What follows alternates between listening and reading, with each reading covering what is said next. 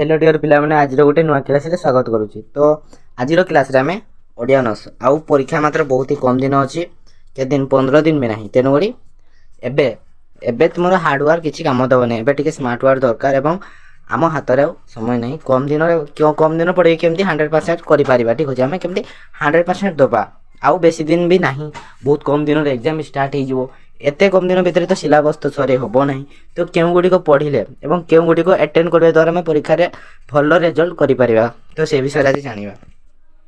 आज हमें पढिया कोन ना स्वाधीनता परवर्ती ओडिया नाटक और एकांकिका स्वाधीनता परवर्ती ओडिया नाटक और एकांकिका ठीक अछि। आज ए विषय रे जते शॉर्ट क्वेश्चन अछि त मनकर ए जो शॉर्ट क्वेश्चन देखौची रुह तो मनकर ए जो शॉर्ट क्वेश्चन अछि ठीक अछि ए जो शॉर्ट क्वेश्चन अछि एका भाबने जे खाली एक मार्किया बोली एई क्वेश्चन गुडी को डिस्क्राइब हे कि अछि एटा 2 मार्क भी हे परिबो जदी काव्य को केते बार विभक्त कराई छि जदी शॉर्ट रे किस लेखो ना 2 बार विभक्त कराई छि एटा 1 मार्क जदी एटा 1 मार्क 2 बार विभक्त कराई छि कहले एटा 1 मार्क मिलिबो आउ जदी तुमे टिके डिस्क्राइब करबो सेही क्वेश्चन जदी माने अलगा अलगा यूनिवर्सिटी रे अलगा अलगा समस्तंकर पैटर्न थाए सिलेबस थाए से हिसाब रे जदी ए क्वेश्चन गुडी को तुमे भाबो आम सिलेबस तो 1 मार्क के नाही हमें कोन पाई पढिबा किंतु एही जो क्वेश्चन एही क्वेश्चन तुमान का पाई 1 मार्क के हे परिबो 2 मार्क के मध्ये हे परिबो ठीक अछि। तो एही क्वेश्चन टिके डिस्क्राइब कर देले एहारो कोन मार्किंग चेंज हे जो ठीक अछि मार्क।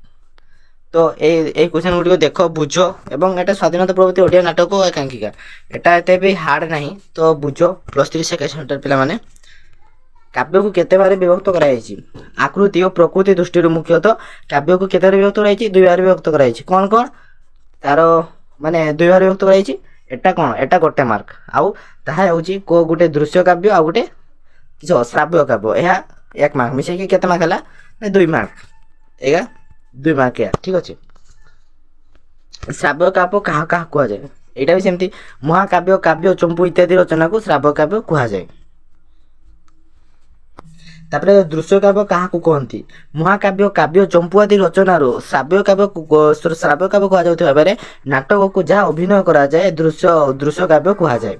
पूर्वे नाटक को 10 रूप को नाम रे ग्रहण करा जाय पूर्वे कोन रूप रे ना पूर्वे 10 रूप नाम रे मते ग्रहण करा जाउथिला पूर्वकार रे नाटक शब्द किपरि उत्पन्न होइछि एटा देखो नाटक शब्द किपरि उत्पन्न होइछि नाटक शब्दटी नट धातुरो उत्पन्न होइछि कि धातु ना नट धातुरो ए नट धातुर अर्थ नृत्य और अंगचारणा नट धातुर अर्थ कोन नृत्य बा अंगचारणा नाटक रे सुख दुख जावतीय ज्ञान शिल्प योग पुराण शास्त्र आदि अभिनय माध्यम रे वर्णित हुए तेणु जहा अभिनय योग्य ताहा ही नाटक जहा अभिनय योग्य ताहा कोन नाटक नाटक रो मुख्य 6 गोटी उपादान व्यतीत आउ के उपादान रही नाटक मुख्य 6 गोटी उपादान व्यतीत आउ केतटी उपादान रही ना 4टी उपादान रही।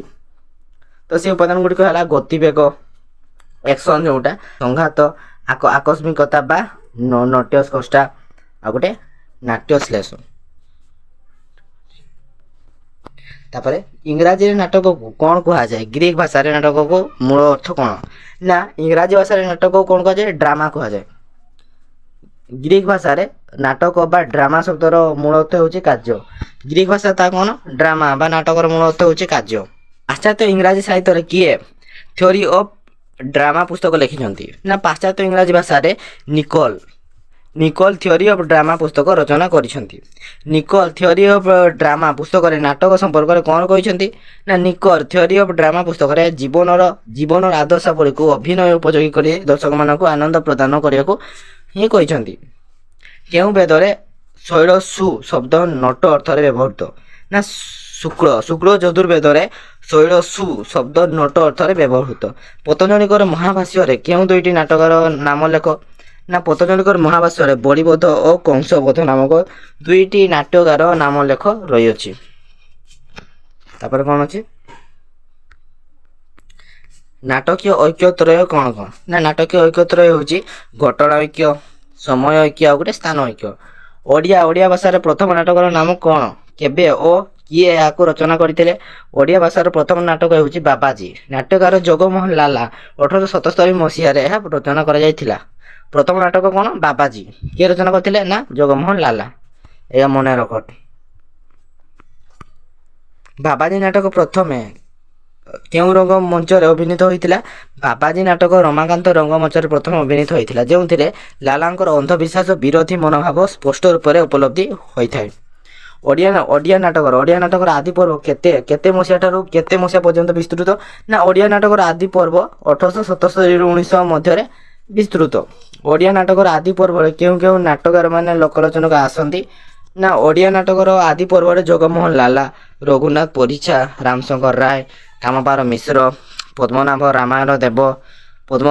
ନାରାୟଣ ଦେବ, ଗୋପୀନାଥ ନନ୍ଦ, ତାପରେ ଚିକିଟି ରାଜା କିଶୋର ଚନ୍ଦ୍ର ରାଜେନ୍ଦ୍ର ଦେବ, ଚିକିଟି ରାଜା କିଶୋର ଚନ୍ଦ୍ର ରାଜେନ୍ଦ୍ର ଦେବ, ରାଧାମୋହନ ରାଜେନ୍ଦ୍ର ଦେବ, ହରିହର ରଥ, ମୃତ୍ୟୁଞ୍ଜୟ ରଥ ଆଦି ନାଟ୍ୟକାରମାନେ ଲୋକଲୋଚନକୁ ଆସନ୍ତି। ନାଟକୀୟ ଦ୍ୱନ୍ଦ୍ୱ କେତେ ଭାଗରେ ବିଭକ୍ତ? ନାଟକୀୟ ଦ୍ୱନ୍ଦ୍ୱ 2 ଭାଗରେ ବିଭକ୍ତ। ତାହା ହେଉଛି ଅନ୍ତର୍ଦ୍ୱୟ ଆଉ ଗୋଟେ ବାହ୍ୟଦ୍ୱୟ। ତାପରେ କ'ଣ ଅଛି ଦେଖିବା ନା ଦ୍ୱନ୍ଦ୍ୱ ନ ରହିଲେ ନାଟକ ବିରକ୍ତିର ହୁଏ ବୋଲି କେଉଁ ପାଶ୍ଚାତ୍ୟ ଲୋକଲୋଚନ ଆଲୋଚକ ମତ ଦେଇଛନ୍ତି? ନା ଦ୍ୱନ୍ଦ୍ୱ ରହିଲେ ନାଟକ ବିରକ୍ତିକର ହୁଏ ବୋଲି ପାଶ୍ଚାତ୍ୟ ଆଲୋଚକ ଜର୍ଜ ବର୍ନାର୍ଡସ୍ ମତ ଦେଇଛନ୍ତି। ନ କନଫ୍ଲିକ୍ଟ ନ ଡ୍ରାମା। ନାଟକ କେତେ ଭାଗରେ ବିଭକ୍ତ? ନା ବିଷୟ ନାଟକ କେତେ ଭାଗରେ ବିଭକ୍ତ? ବିଷୟବସ୍ତୁ ଓ ଶୈଳୀ ଦୃଷ୍ଟିରୁ ନାଟକକୁ 35 ଭାଗରେ ବିଭକ୍ତ କରାଯାଇଛି, କିନ୍ତୁ ମୁଖ୍ୟତଃ ନାଟକକୁ 12 ଭାଗରେ ବିଭକ୍ତ କରାଯାଇପାରେ। ସେଗୁଡ଼ିକ ହେଉଛି ପୌରାଣିକ, ଐତିହାସିକ, ସାମାଜିକ, ସମସ୍ୟାମୂଳକ, ରୋମାଣ୍ଟିକ, କ୍ଲାସିକ, ନୃତ୍ୟ, ବାସ୍ତବିଧର୍ମୀ, ସାଙ୍କେତିକ, ତାପରେ ଅଭିବ୍ୟକ୍ତିବାଦ ଆଉ ଗୋଟେ ମନସ୍ତାତ୍ତ୍ୱିକ ଉତ୍ତଟ। ନାଟକ ରଚନା ପୂର୍ବରୁ କେଉଁ ନାଟକ ଓଡ଼ିଶାର ସାମାଜିକ ଜୀବନରେ ପ୍ରଭାବ ପକାଇଥିଲା? ନାଟକ ରଚନା ପୂର୍ବରୁ ଲୋକନାଟକ ଯଥା ଘୋଡ଼ା ନାଟ, କେଳାକେରଣୀ ନାଟ, ଶବର ସବରୁଣୀ ନାଟ, ତାପରେ ଚଢ଼େୟାଣୀ ନାଟ, ରାସଲୀଳା, ପାଲା, ତାମସା, ଦାସକାଠିଆ, ଛଉ ନୃତ୍ୟ ଓ ଯାତ୍ରା ଓଡ଼ିଶାର ସାମାଜିକ ଜୀବନରେ ପ୍ରଭାବ ପକାଇଥିଲା। ପ୍ରାଚୀନ କାଳରେ କେଉଁଥିରୁ ଓଡ଼ିଆ ନାଟକର ସୂଚନା ମିଳେ? ନା ଖାରବେଳଙ୍କର ହାତୀଗୁମ୍ଫା ଓ ଶିଳାଲେଖରୁ ପ୍ରାଚୀନ ଓଡ଼ିଆ ନାଟକର ସୂଚନା ମିଳେ। କାହାକୁ ଲୋକନାଟକ କହୁ? ଦଣ୍ଡନାଟ, ଚଇତି ଘୋଡ଼ା ନାଟ, କେଳାକେରଣୀ ନାଟ, ଆଉ ଗୋଟେ କ'ଣ ଶବର ସବରୁଣୀ ନାଟ, ଚଢ଼େୟାଣୀ ନାଟ, ରାସଲୀଳା, ପାଲା, ତାମସା, ଦାସକାଠିଆ ଆଉ ଯାତ୍ରା ଇତ୍ୟାଦିକୁ ଆମେ ଲୋକନାଟକ କହୁ। ରଘୁନାଥ ପରିଛାଙ୍କର ଗୋପୀନାଥ ବଲ୍ଲଭ ଏକ ନାଟକ ନା ଯାତ୍ରା? ଏହା କେବେ ରଚିତ ହୋଇଥିଲା? ନା ରଘୁନାଥ ପରିଛାଙ୍କର ଗୋପୀନାଥ ବଲ୍ଲଭ ଥିଲା ଏକ ଯାତ୍ରା। 1868 ମସିହାରେ ଏହା ରଚିତ ହୋଇଥିଲା। ଓଡ଼ିଶାରେ ପ୍ରଥମେ କେଉଁ ଭାଷାରେ ନାଟକ ଅଭିନୀତ ହୋଇଥିଲା? ପ୍ରାୟତଃ 1870 ମସିହା ପରେ ଓଡ଼ିଶାରେ ଇଂରାଜୀ ବଙ୍ଗଳା ଭାଷାରେ ନାଟକ ଅଭିନୀତ ହୋଇଥିଲା। ଜଗମୋହନ ଲାଲାଙ୍କ ରଚିତ ପ୍ରଥମ ନାଟକ ବାବାଜୀରେ କେଉଁ ଆହ୍ୱାନ ରହିଛି? ନା ଜଗମୋହନ ଲାଲାଙ୍କର ପ୍ରଥମ ନାଟକ ବାବାଜୀରେ ସମାଜ ସଂସ୍କାର ନିମନ୍ତେ ଆହ୍ୱାନ ରହିଛି। କେଉଁ ସାହିତ୍ୟ ପତ୍ରିକା ବାବାଜୀ ନାଟକକୁ ଗୃହସ୍ଥର ପ୍ରଥମ ଫଳ ବୋଲି କହିଛନ୍ତି? ସାହିତ୍ୟ ପତ୍ରିକା ଉତ୍କଳ ଦୀପିକା ବାବାଜୀ ନାଟକକୁ ପ୍ରଥମ ନାଟକ ଓ ଗୃହସ୍ଥର ପ୍ରଥମ ଫଳ ବୋଲି ଉଲ୍ଲେଖ କରିଛନ୍ତି। ବାବାଜୀ ବ୍ୟତୀତ ଜଗମୋହନ ଲାଲା ଆଉ କେଉଁ ନାଟକ ରଚନା କରିଛନ୍ତି? ବାବାଜୀ ବ୍ୟତୀତ ଜଗମୋହନ ଲାଲା ସୀତା ଓ ପ୍ରୀତି ନାମରେ 2ଟି ନାଟକ ଲେଖିଥିବା ଜଣାଯାଏ। ସୀତା ଓ ପ୍ରୀତି। କାଞ୍ଚି କାବେରୀ ନାଟକ କେଉଁ ନାଟକର ରଚନା କରିଛନ୍ତି? କାଞ୍ଚି କାବେରୀ ନାଟକ ନାଟ୍ୟକାର ରାମଶଙ୍କର ରାୟଙ୍କର ରଚନା। ରାମଶଙ୍କର ରାୟଙ୍କର କାଞ୍ଚି କାବେରୀ କେବେ ରଚିତ ହେଲା ଓ କେବେ ପ୍ରକାଶିତ ହେଲା? ରାମଶଙ୍କର ରାୟଙ୍କର କାଞ୍ଚି କାବେରୀ ନାଟକ 1880 ମସିହାରେ ରଚିତ ହେଲା, 1881 ମସିହାରେ ପ୍ରକାଶିତ ହେଲା, ସେ ବର୍ଷ ଭିତରେ। ରାମଶଙ୍କର ରାୟ କେତେ ଖଣ୍ଡ ନାଟକର ନାଟ୍ୟକାର? ରାମଶଙ୍କର ରାୟ 13 ଖଣ୍ଡ ନାଟକ ଓ ପ୍ରହସନର ନାଟ୍ୟକାର ରୂପେ ଜଣା ଯାଇଥାନ୍ତି। ରାମଶଙ୍କର ରାୟଙ୍କର 5ଗୋଟି ନାଟକର ନାମ ଲେଖ। ରାମଶଙ୍କର ରାୟଙ୍କର 5ଗୋଟି ନାଟକର ନାମ ହେଲା କଂସବଧ, ତାପରେ କଡ଼ିକାର, ବୁଢ଼ାବର, ବିଷମଦନ ଓ ରାମ ବନବାସ। କାଞ୍ଚନମାଳୀ, ଲୀଳାବତୀ, ତାପରେ ଯୁଗଧର୍ମ ଓ ଚୈତନ୍ୟ ଲୀଳା ଇତ୍ୟାଦି ନାଟକକୁ କେଉଁ ନାଟକ ରଚନା କରିଥିଲେ? କାଞ୍ଚନମାଳୀ, ଲୀଳାବତୀ, ଯୁଗଧର୍ମ ଓ ଚୈତନ୍ୟ ଲୀଳା ଇତ୍ୟାଦି ନାଟ୍ୟକାର ହେଉଛନ୍ତି ରାମଶଙ୍କର ରାୟ। ସୀତା ବିବାହ ନାଟକ କାହାର ରଚନା? ସୀତା ବିବାହ ନାଟକ ଓଡ଼ିଆ ନାଟକ ଆଦି ପର୍ବର ନାଟ୍ୟକାର କାମପାଳ ମିଶ୍ରଙ୍କର ରଚନା। ଓଡ଼ିଆ ନାଟକ ଆଦି ପର୍ବର ନାଟ୍ୟକାର କାମପାଳ ମିଶ୍ରଙ୍କର 3ଗୋଟି ନାଟକ ନାମ ଉଲ୍ଲେଖ କର। ଓଡ଼ିଆ ନାଟକ ଆଦି ପର୍ବର ନାଟକାର କାମପାଳ ମିଶ୍ରଙ୍କର ଅନ୍ୟ 3ଗୋଟି ନାଟକର ନାମ ହେଉଛି ହରିଶ୍ଚନ୍ଦ୍ର ଦୁର୍ଗାସବରୀ ଆଉ ଗୋଟେ ବସନ୍ତ ଲତିକା। ନାଟ୍ୟକାର ଭିକାରୀ ଚରଣ ପଟ୍ଟନାୟକ କେଉଁ ସମୟର ନାଟ୍ୟକାର? ନାଟ୍ୟକାର ଭିକାରୀ ଚରଣ ପଟ୍ଟନାୟକ ଓଡ଼ିଆ ନାଟକର ଆଦି ପର୍ବର ନାଟ୍ୟକାର ରୂପେ ପରିଚିତ। କଟକ ବିଜୟ ଓ ରାଜା ପୁରୁଷୋତ୍ତମ ଦେବ ନାଟକ ଦୁଇଟି କାହାର ରଚନା? ନା କଟକ ବିଜୟ ଓ ରାଜା ପୁରୁଷୋତ୍ତମ ଦେବ ନାଟକ ଦୁଇଟି ନାଟ୍ୟକାର ଭିକାରୀ ଚରଣ ପଟ୍ଟନାୟକ। ନାଟକକାର ଭିକାରୀ ଚରଣ ପଟ୍ଟନାୟକ 2ଗୋଟି ନାଟକର ନାମ ଲେଖ। ନାଟକକାର ଭିକାରୀ ଚରଣ ପଟ୍ଟନାୟକଙ୍କର 2ଗୋଟି ନାଟକ ହେଉଛି ସଂସାର ଚିତ୍ର ଓ ନନ୍ଦିକେଶ୍ୱରୀ। ନନ୍ଦିକେଶ୍ୱରୀ କିଏ ଲେଖିଛନ୍ତି? ଭିକାରୀ ଚରଣ ପଟ୍ଟନାୟକ। ଓଡ଼ିଆ ନାଟକ ଆଦି ପର୍ବର ବରିଷ୍ଠ ନାଟ୍ୟକାର ରୂପେ କାହାକୁ ଗ୍ରହଣ କରାଯାଇଛି? ଓଡ଼ିଆ ନାଟକ ଆଦି ପର୍ବର ବରିଷ୍ଠ ନାଟ୍ୟକାର ରୂପେ ରାମଶଙ୍କର ରାୟଙ୍କୁ ଗ୍ରହଣ କରାଯାଇଛି। ଓଡ଼ିଆ ନାଟକ ଆଦି ପର୍ବରେ ଶେଷ ନାଟ୍ୟକାର କିଏ? ତାହାର ନାଟକ ଦୁଇଟିର ନାମ ଲେଖ। ଓଡ଼ିଆ ନାଟକ ଆଦି ପର୍ବର ଶେଷ ନାଟ୍ୟକାର ହେଉଛନ୍ତି ଗୋଦାବରୀଶ ମିଶ୍ର। ତାଙ୍କ ରଚନା ଦୁଇଟିର ନାମ ହେଉଛି ମୁକୁନ୍ଦ ଦେବ ଆଉ ଗୋଟେ ପୁରୁଷୋତ୍ତମ ଦେବ। ଗୋଦାବରୀଶ ମୁକୁନ୍ଦ ଦେବ ଓ ପୁରୁଷୋତ୍ତମ ଦେବ ନାଟକ ଦୁଇଟି କେଉଁ ପ୍ରକାରର ନାଟକ? ଗୋଦାବରୀଶ ମୁକୁନ୍ଦ ଦେବ ଓ ପୁରୁଷୋତ୍ତମ ଦେବ ନାଟକ ଦୁଇଟି ଐତିହାସିକ ନାଟକ ରୂପେ ପରିଚିତ। ଧ୍ରୁବ ନାଟକ କାହାର ରଚନା? ନା ଓଡ଼ିଆ ନାଟକ ଆଦି ପର୍ବର ନାଟକକାର ଗଜପତି ନାରାୟଣ ଦେବ ଧ୍ରୁବ ନାଟକ ପୌରାଣିକ ରଚନା କରିଥିଲେ।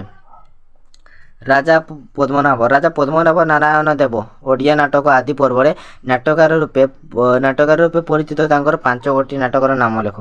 ନା ରାଜା ପଦ୍ମନାଭ ନାରାୟଣ ଦେବଙ୍କର 5ଗୋଟି ନାଟକର ନାମ ହେଉଛି ନାଟକ, ସଙ୍ଗୀତ ପ୍ରହ୍ଲାଦ ନାଟକ ଆଉ ଗୋଟେ ଦାତା ଦର୍ପଦଳନ ନାଟକ, ଅହଲ୍ୟା ଶାପମୋଚନ, ଚନ୍ଦ୍ରାବତୀ ସ୍ୱୟଂବର ଆଉ ଗୋଟେ ତାରକା ସଂହାର।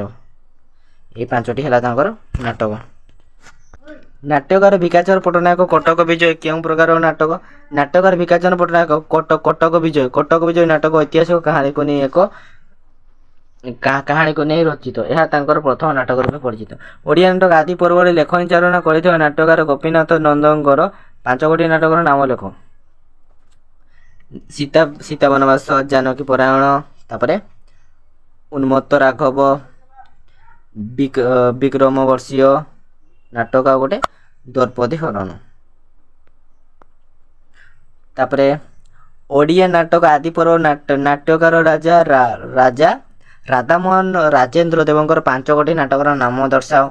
ଗୋଟେ ହେଉଛି ପ୍ରେମ ତରଙ୍ଗ, ପଡ଼ିମରା ସହ ଗମନ, ପ୍ରକୃତି ପୁରାଣ, ପାଣ୍ଡବ ବନବାସ ଆଉ ଗୋଟେ ପାଞ୍ଜାରୀ ପଟ୍ଟାହରଣ।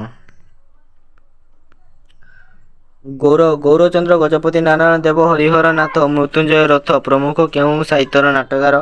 ନା ଗୌରଚନ୍ଦ୍ର ଗଜପତି ନାରାୟଣ ଦେବ ହରିହର ରଥ ମୃତ୍ୟୁଞ୍ଜୟ ରଥ ପ୍ରମୁଖ ଓଡ଼ିଆ ନାଟକ ଆଦି ପର୍ବର ନାଟ୍ୟକାର।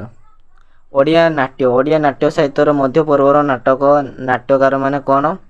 ଓଡ଼ିଆ ନାଟ୍ୟ ସାହିତ୍ୟ ମଧ୍ୟ ପର୍ବର ପ୍ରଥମ ନାଟ୍ୟକାର ମାନଙ୍କର ନାମ ହେଉଛି ଆଶ୍ୱିନୀ କୁମାର ଘୋଷ। ଓଡ଼ିଆ ନାଟ୍ୟ ସାହିତ୍ୟ ମଧ୍ୟ ପର୍ବର ପ୍ରସିଦ୍ଧ ନାଟକକାର କିଏ?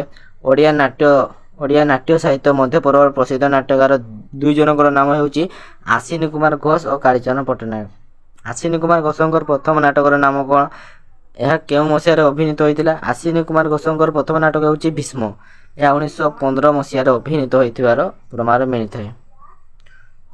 ତ ପିଲାମାନେ ଏତିକି, ୟା ପରେ ଆମେ ପଢ଼ିବା ନେକ୍ସଟ କ୍ଲାସରେ। ତ ଭିଡ଼ିଓଟି ଏଇଠି ରହୁଛି। ତ ପାର୍ଟ 2କୁ ୱେଟ୍ କର, ପାର୍ଟ 2ରେ ପଢ଼ିବା। ଯଦି ଭିଡ଼ିଓଟି ଭଲ ଲାଗିଛି ତ ଚ୍ୟାନେଲଟିକୁ ସବସ୍କ୍ରାଇବ୍ କରିଦିଅନ୍ତୁ ଏବଂ କମେଣ୍ଟରେ କୁହନ୍ତୁ କେମିତି ଲାଗୁଛି। ଧନ୍ୟବାଦ।